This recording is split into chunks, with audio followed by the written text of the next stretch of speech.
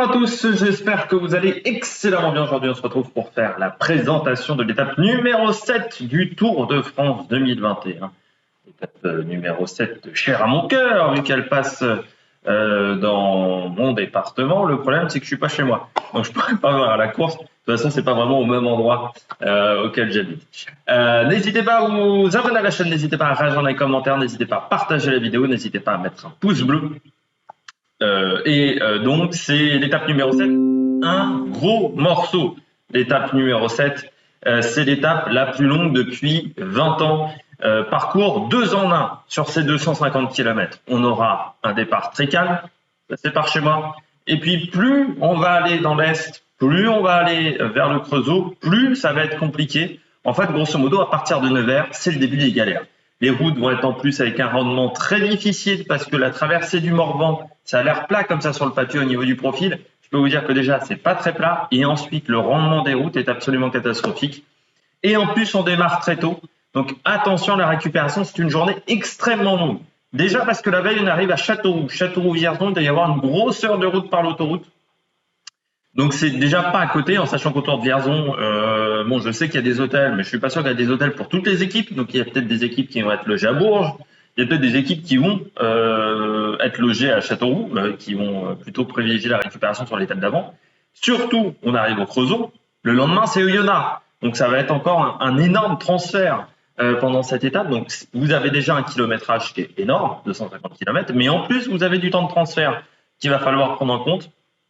Et puis, bien entendu, sur 250 km de course, au niveau récupération de l'eau, la déshydratation, eh bien, vous n'allez pas pouvoir vous réhydrater complètement en fin de journée parce que vous allez perdre trop d'eau. Savoir qu'il y a en fait, on perd, il y a ce qu'on appelle le stress de l'effort, c'est-à-dire qu'on ne peut pas boire beaucoup plus que 0,8 litres à 1 litre d'eau par heure quand on fait un effort. Alors, sur le cyclisme, on est plutôt sur 1 litre parce qu'on n'est pas sur un effort intense. Plus l'effort est intense, moins vous pouvez boire. C'est un problème physiologique.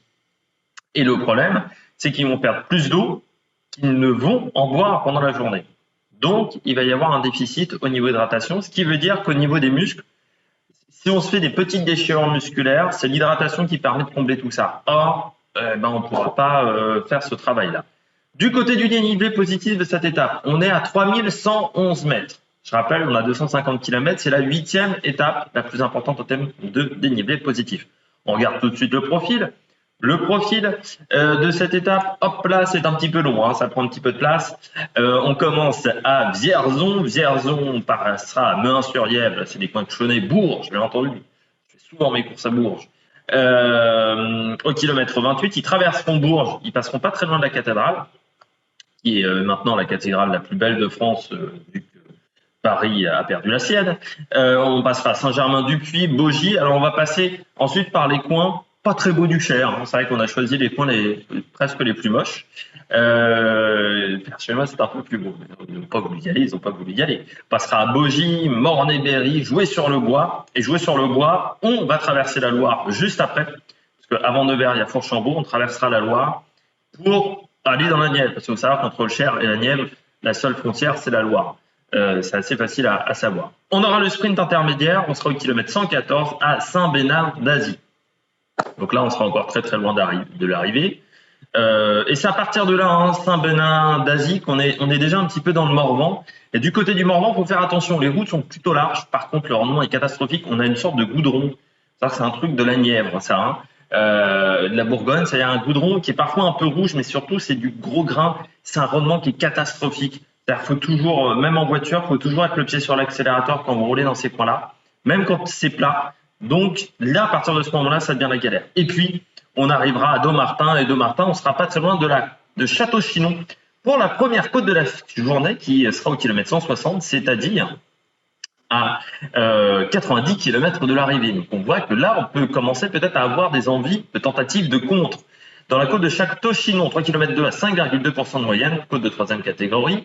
533 mètres d'altitude, la côte de Château-Chinon. Vous voyez, il y a un passage à 6%, c'est très régulier.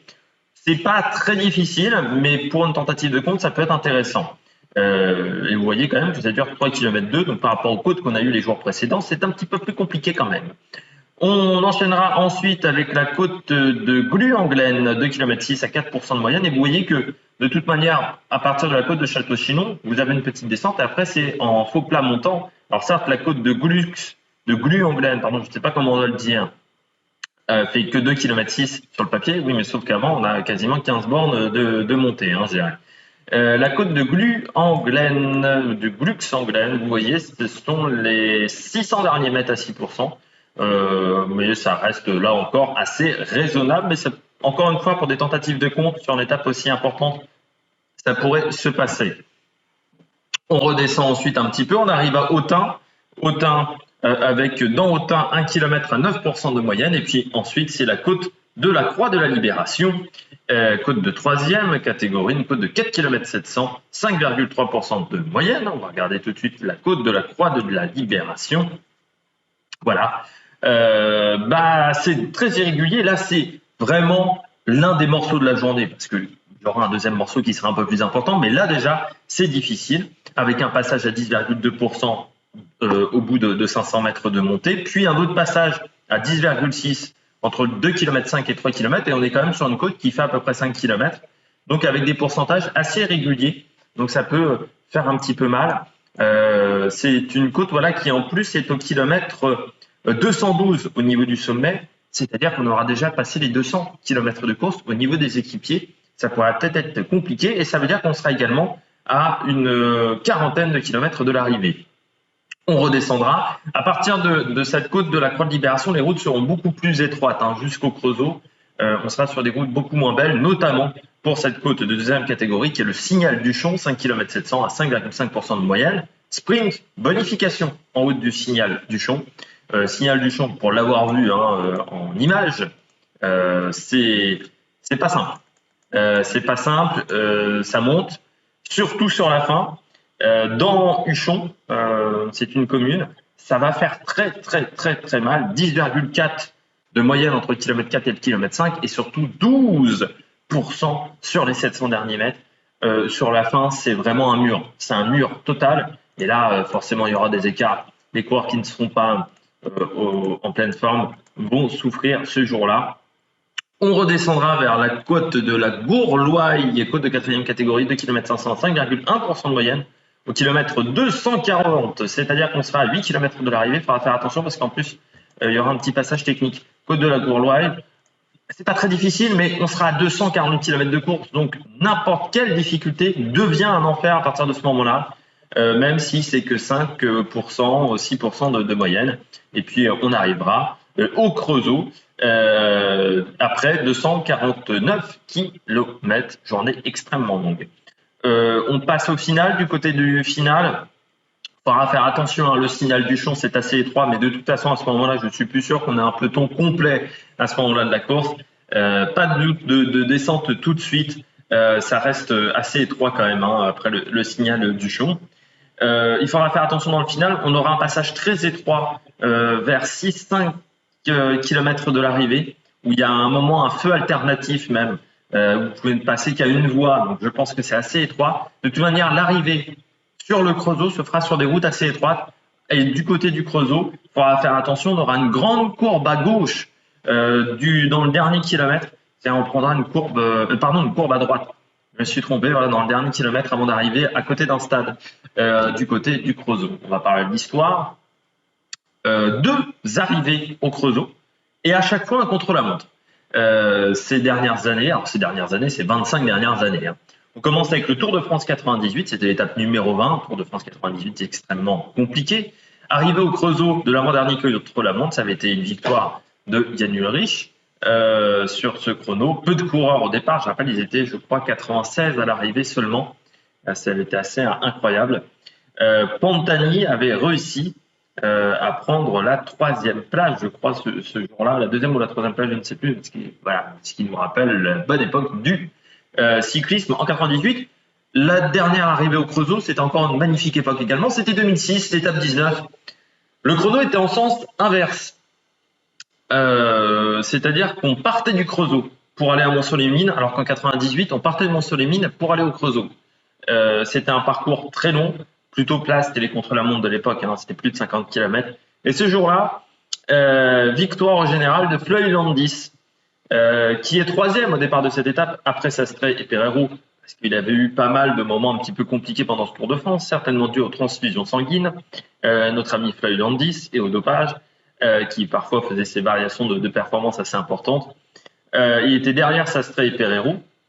Alors Sastre va perdre beaucoup de temps au départ. Pereiro va s'accrocher, va partir très vite. En fait, Pereiro, pour tenter de mettre la pression sur Floyd Landis, et puis sur la dernière partie de course, il aura un petit peu de mal, mais au final, c'est Pereiro qui remportera ce tour-là. L'étape avait été remportée par Serhiy Oncha. C'était un coureur ukrainien qui était passé dans des équipes italiennes à T-Mobile et qui était très très bon sur le chrono. Il a pris plusieurs fois le maillot de leader sur les grands tours au niveau du contre-la-montre, cet Ukrainien. Après, je ne sais pas s'il était impliqué dans des affaires de dopage ou non.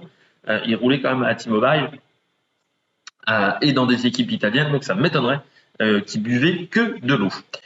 Du côté des régionaux de l'étape, beaucoup de régionaux, je connais un petit peu le coin.